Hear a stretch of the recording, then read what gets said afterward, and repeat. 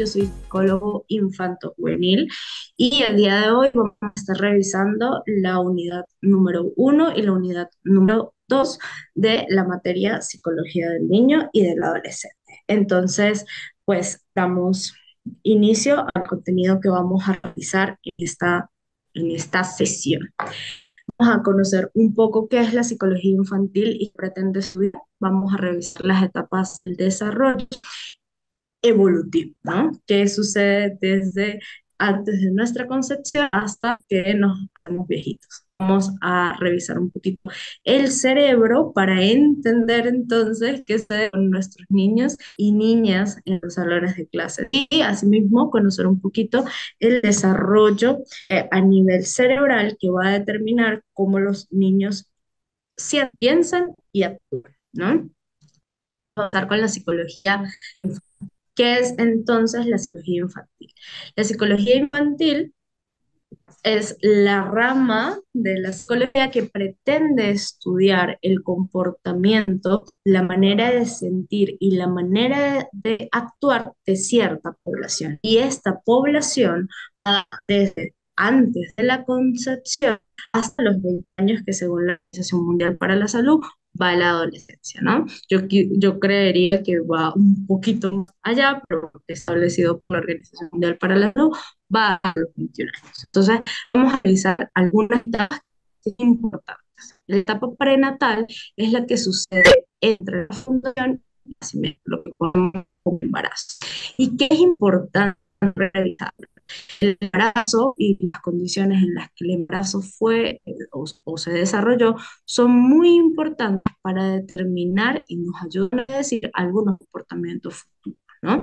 Entonces, ¿qué pasa en la etapa prenatal? La etapa prenatal es la etapa más importante a tener en cuenta cuando estamos en presencia pues de un niño o de un adolescente, porque en esta etapa, durante el proceso de fecundación y del nacimiento, suceden muchas cosas que determinan o nos ayudan a predecir de manera futura nuestro comportamiento, nuestra manera de sentir, e incluso la formación de, del desarrollo de nuestro cerebro. ¿Qué sucede en esta etapa de fecundación y de embarazo propiamente dicho? En esta etapa del embarazo sucede que se empiezan a formar a nivel orgánico todo lo que nos hace seres humanos, ¿no? Entonces se empiezan a fecitos, los pulmones, el sistema digestivo, el sistema eh, reproductor, empieza a formarse el cerebro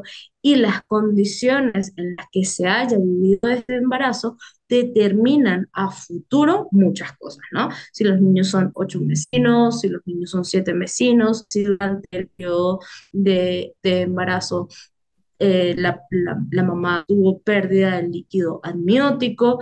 Hay muchas cosas ante este embarazo que van determinando a manera futura ciertas conformaciones orgánicas, ¿no? Entonces es importante que ustedes chequeen si la familia rechazó la noticia del embarazo, si durante la concepción se planificó el aborto, si la mamá emocionalmente empezó a sentir cambios durante el embarazo y empezaron a aparecer rasgos depresivos, rasgos ansiosos, si tuvo episodios psicóticos, todo lo que haya vivido la mamá durante el embarazo tiene una influencia significativa en la niñez, adolescencia y propiamente en la adultez. Entonces, vamos ahora sí a la infancia cuando el niño le grita de su mamá. Y la infancia se divide en tres etapas. La primera infancia va desde los 0 años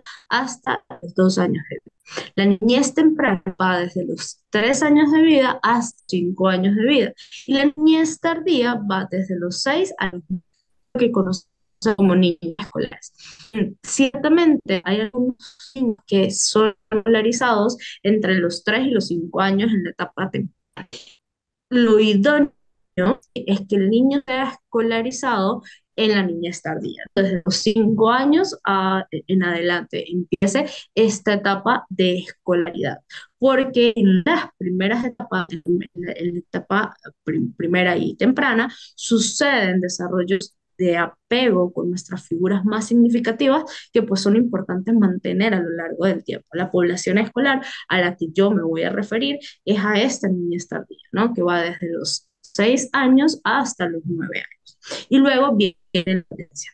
La adolescencia tiene también tres etapas, la temprana, la media y la tardía, y en cada una de estas etapas suceden muchísimos cambios. La etapa temprana va desde los 10 años hasta los 13 años, la etapa media va desde los 14 a los 16 y la tardía va entre los 17 y los 21, según la Organización Mundial para la Salud, que es donde acaba la adolescencia. Sin embargo, se han realizado ciertos estudios que establecen edad final de la adolescencia o de la conformación de las bases del cerebro entre los 25 y los 30 años de vida. Y esto indudablemente cambia en base al lugar donde nos encontramos. No es lo mismo estar en Estados Unidos que crecer en Latinoamérica. Entonces vamos a revisar un poquito qué sucede en esta etapa de la niñez, que es lo que corresponde a la unidad número. En la infancia, que es esta primera etapa desde los 0 a los 2 años, hay ausencia de patrones de comportamiento. Los niños no tienen un comportamiento con el cual quieran transmitir algo, ¿no? La conformación del cerebro, que un poco lo que vimos en el primer encuentro sincrónico, habla de cómo se conforma nuestro cerebro. Acá, aprovechando que estoy en la oficina, este es el cerebro, ¿no? Entonces el cerebro se divide en cuatro pedacitos. Este pedacito, este es el lugar hipotético donde está, ¿no? Esto es solamente un ejemplo didáctico que ustedes puedan dimensionar. Está la amígdala cerebral. La amígdala cerebral se ubica más o menos acá y es la encargada de procesar, de recibir la emoción, procesar la emoción, estudiar el contexto en el que estamos y emitir un comportamiento. ¿De acuerdo? Entonces, ¿qué pasa acá? La amígdala cerebral recibe la emoción. Estamos furiosos, ¿sí? Estamos peleando y estamos teniendo una pelea increíble con nuestra pareja, con nuestra mamá, con un hermano. Pero en ese momento entra un tercero, un extraño, con el que no tenemos ningún tipo de vínculo afectivo. ¿Qué hacemos? Evidentemente, nuestro comportamiento se revela, ¿sí? No gritamos, tratamos de disimular la situación hasta que este tercero aparezca el mapa de ejecución y retomemos la.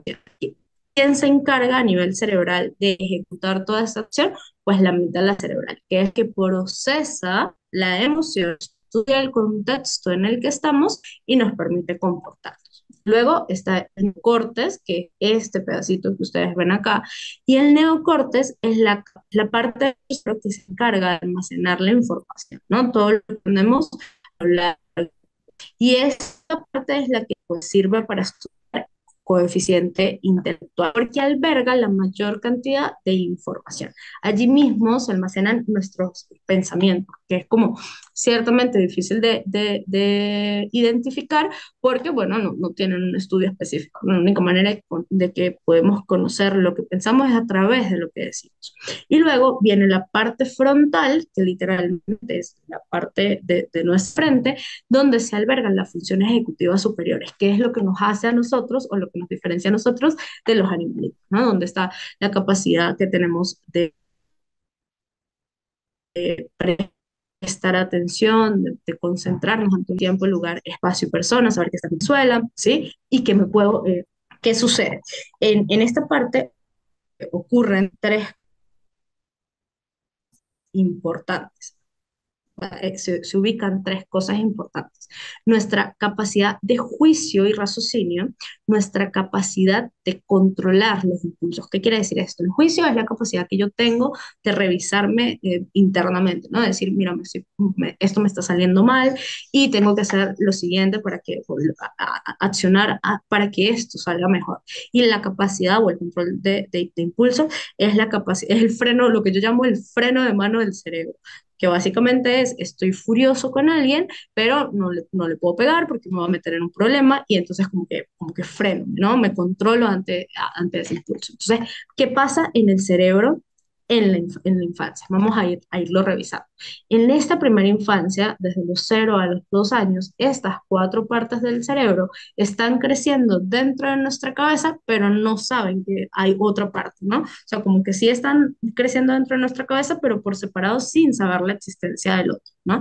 Y entonces allí somos mucho más necesidades básicas, entra en juego como que esta parte, hacemos nuestras necesidades básicas, como que estamos empezando a conocer las cosas, somos mucho más necesidad que pensamiento. Y por ende, no necesariamente el comportamiento del niño se traduce en un patrón. ¿Por qué? Porque no siempre el niño va a llorar por lo mismo. El niño puede llorar por diversas cosas y no su llanto tiene un significado, no es esto un patrón. ¿Qué es lo que pasa? Pues que en una familia se va estableciendo, ¿no? Vamos conociendo, bueno, si llora a las 2 es porque tiene hambre, si llora a las 7 es porque tiene sueño, pero no necesariamente el niño ejecuta esto por un patrón de comportamiento. Allí, en esta etapa, es de suma importancia la estimulación temprana, ¿no? Que el niño empiece a conocer sus manitas, a saber qué hace con sus manitas, con su pie. Entonces, el abordaje especial allí viene de la estimulación temprana. En esta etapa, los niños deberían aprender un poco a caminar y a moverse en el mundo. Sucede o inicia a pequeños pedacitos el inicio de la comunicación, que es esto, ¿no? Como identificar el tete, mamá, papá, y no necesariamente eso que comunica tiene un significado en sí, ¿no? O sea, como que va adoptando un significado dependiendo del niño y del ambiente en el que está. Allí, bueno, la dependencia al progenitor, a la madre, al padre o a su cuidador es muchísima, ¿no? Es como todo lo que determina esa primera infancia, que me den comida, que me cambien, que me carguen, que me abracen, que me acurruquen, toda la parte afectiva depende de este tercero que me está cuidando. Luego viene la etapa temprana, que va desde los 3 años hasta los 5 años. En esta etapa, usualmente comienza la preescolar, pero debería comenzar, o sea, lo esperable, 5 años en adelante, no antes.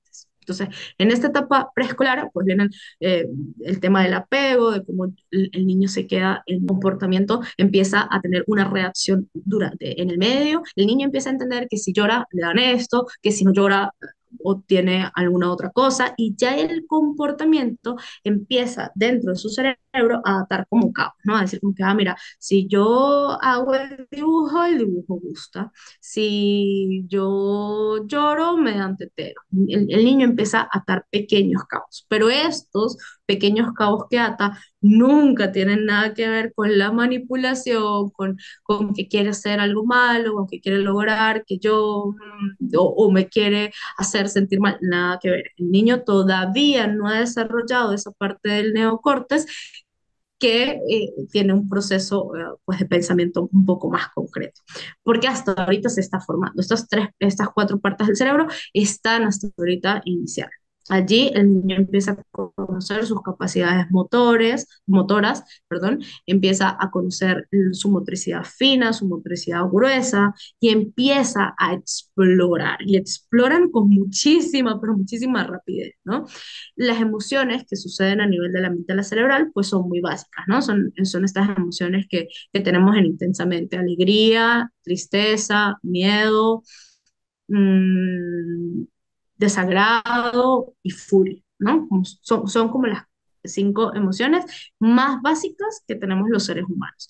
Y allí la dependencia del progenitor tiene un papel muy importante. En la primera etapa, esta dependencia es un poco más absorbente en cuanto a mis necesidades, ¿no? Tú me tienes que dar de comer, tú me tienes que cambiar el pañal, porque el niño pues tiene muy pocos recursos para hacerlo por sí solo.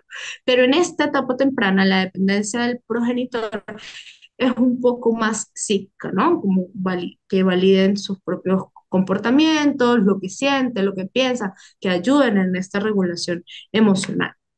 Luego viene la etapa tardía. Entonces, la etapa tardía es donde inician actualmente los primeros años escolares, ¿no?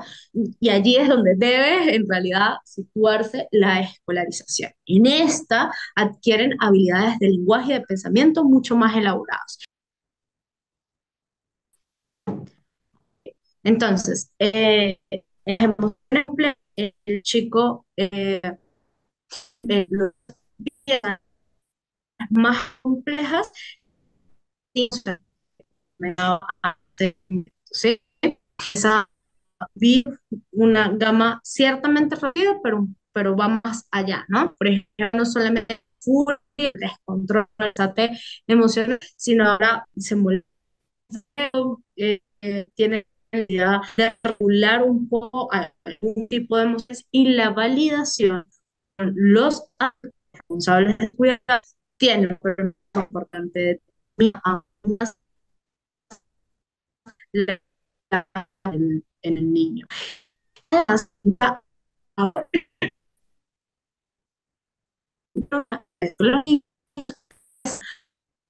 hacer las cosas por sí solos, ¿no? Entonces, en estas emociones más complejas, el niño empieza a tener un poco más de estas emociones que tiene en la etapa temprana, ¿no? Ya no solamente tiene estos descontroles de furia, sino que adicional empieza a sentirse molesto, todo por cosas de ambiente, empieza no solamente a tener felicidad y ya, sino se emociona, se sorprende, como que se incorporan ciertas ramificaciones de estas cinco emociones. Entonces, ahí la validación emocional tiene mucho poder, porque en la validación emocional con los entornos puede tener con muchísima más facilidad que comportamientos interlocutores iguales como facturas. Entonces, el refuerzo que hagan las personas a su alrededor puede determinar cómo se va a comportar futuramente. Si se le aplaude una grosería, pues el niño, o si nos reímos porque el niño ha dicho una grosería que causó mucha ternura, el niño va a seguir diciendo la grosería. No específicamente porque entienda que es una grosería, es porque lo que entiende sus interlocutores validaron eso que estaba haciendo. Entonces, ahí hay que tener mucho ojo con el papel que, bueno, sí hay que tener mucho ojo con el papel que juegan los papás, pero en cuanto a la validación que se le da a sus hijos, el papel de los jugadores y de los docentes tiene aún más relevancia. Y luego, en esta etapa, autonomía y esta independencia, porque pues ciertamente son muy conocidos, carecen de mucho y tienen que verse exactamente y bueno, ahí él por hacerlo más rápido o salir del tema, entonces como que hace lo que el niño quiere hacer y ahí, bueno, interferimos nuevamente en su propio desarrollo. Entonces, ¿qué pasa? Entonces, un cambio cerebral. Nuestro cerebro ahora a un ritmo diferente, ¿no? Nuestro cerebro, nosotros como psicólogos realizamos pruebas para determinar la edad a la que crece nuestro cerebro. ¿Qué tiene eso que ver entonces con la neuropsicología? La neuropsicología es el ramo de la psicología que se encarga del desarrollo de psicólogos que nos ayudan a la madurez del niño. No es los adultos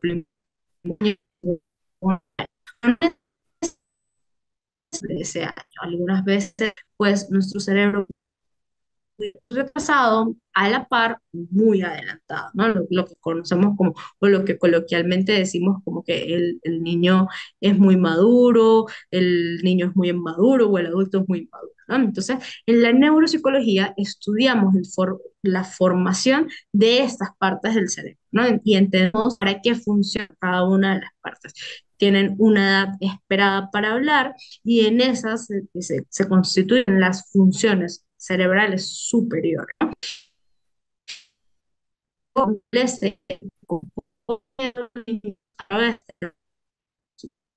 una perspectiva psicosocial, de la neuropsicología y del desarrollo cerebral, necesito que ustedes las lean con muchísima precaución, porque van a determinar el encuentro sincrónico que tenemos la próxima semana. Era una de las actividades que teníamos para hacer acá en el encuentro sincrónico, pero bueno, en vista que no se conectaron, pues queda a consideración esos puntos. Entonces, les voy a explicar un poco el proceso a nivel cerebral. ¿Qué sucede? La primera parte es el desarrollo y la mejora del sistema nervioso central. Y ahí intervienen dos factores muy importantes. Los factores biogenéticos que están dados por la herencia que nos da mamá, papá, abuelos y generaciones anteriores, y los factores ambientales. ¿Cuáles son los factores ambientales? Es donde ellos desarrollan y es muy diferente al niño que una familia que ha sufrido de alguna enfermedad o que incluso haya tenido demoras en ejecutar el lenguaje, a un niño que en sus referencia pues haya desarrollado un tipo de patología.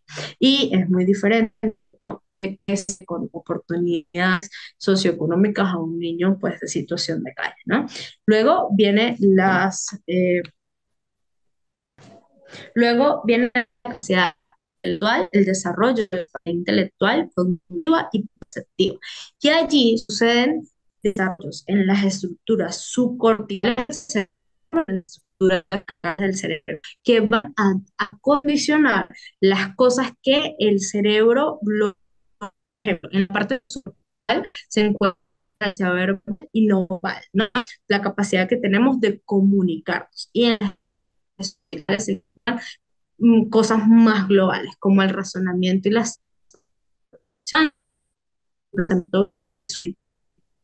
recuperación de esta información a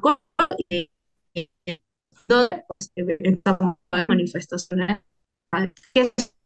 que, a nivel cerebral, en esta parte del neocórtex, se estudian cuatro cosas muy importantes. La comunicación, la parte verbal, la parte del razonamiento, la parte de la memoria de trabajo, ¿sí? Y la velocidad del procesamiento, que es la capacidad o la rapidez en la que esta parte de nuestro cerebro trabaja. Y ahí cada niño va desarrollando según el ambiente y según las capacidades que se vayan a estímulo y los videos. Entonces vemos en las aulas que son muy buenos para matemática, pero no que son muy buenos para castellano. Niños que son muy buenos en manual y no les va tan bien, ¿no? ¿Qué hay que tener en cuenta en este desarrollo de los niños? El entorno familiar, el entorno social, el entorno escolar. El entorno familiar tiene un peso significativo porque allí las psicopatologías de sus progenitores o de generaciones anteriores tienen un valor muy importante. Siempre hay que chequear con la familia si en casa, a nivel académico, ¿no? Si en casa alguien de la familia demoró mucho tiempo en hablar, alguien de la familia no se aprendió las tablas de multiplicar, alguien de la familia tiene problemas en la articulación de palabras. Todas estas cosas que sus familias, ¿sí? han desarrollado a lo largo del tiempo tienen una influencia muy significativa en los niños.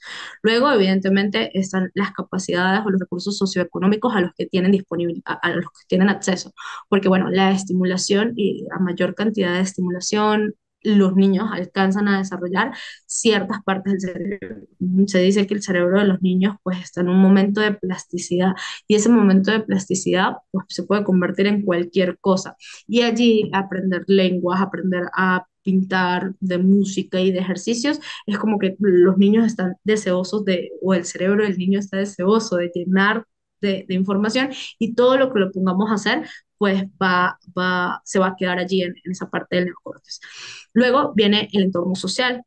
cuando los niños empiezan en esta parte escolar a relacionarse con el otro, ¿no? Y empiezan a determinar su propio valor. Si bien es cierto, este valor lo empiezan a relacionar en su papel dentro de la familia, el ámbito social también tiene una importancia muy significativa, ¿no? Si mis compañeros me rechazan o me aceptan, pues yo me voy a comportar de una manera diferente. Y luego está el entorno escolar, las expectativas a las que bueno, las expectativas que ponen sus docentes sobre los niños, la capacidad que tienen de ayudarlos a desarrollar sus propias habilidades y aquellas que no están tan desarrolladas, la capacidad que tenemos de evaluarlos y que esa evaluación pues tenga un efecto en los chicos, eh, el estilo en la que los niños, o a la educación a la que los niños pertenecen, ¿no? Si es una educación muy conductista, si es una educación un poco más montessoriana, todo esto tiene una relevancia muy significativa en cómo nuestro cerebro se va a desarrollar, porque cada factor o cada cosa que nosotros hacemos en el medio o a la que nos exponemos en el medio influye directamente en el desarrollo de nuestro cerebro. ¿De acuerdo? Entonces es importante que ustedes revisen y chequen cada una de estas etapas de desarrollo cerebral en diferentes áreas, ¿no? Estas son las áreas de desarrollo que en esta sesión iban a tener un punto valorativo. ¿Qué vamos a hacer? Este desarrollo evolutivo ustedes las van a buscar en sus trabajos o en sus actividades programadas y van destinadas a conocer cuál es el desarrollo motor, ¿sí? ¿Qué es la motricidad gruesa y fina? ¿En qué momento se desarrolla? La comunicación y el lenguaje, ¿qué etapas atraviesa? El cognitivo, que bueno, lo acabamos de ver, el social, el emocional y el moral. Entonces, ustedes tienen una actividad, bueno, que será ya manual porque le íbamos a hacer en línea en este encuentro sincrónico y va a tener una puntuación. Entonces, bueno, ya quedará a consideración nuevamente. Yo les voy a hablar un poquito de las etapas de Piaget, que son como las etapas más significativas durante el desarrollo de los niños a nivel escolar, ¿no? Que se sitúan también en la parte de su desarrollo en la niñez, la etapa temprana. ¿Qué quiere decir esto? Que esta etapa va dirigida a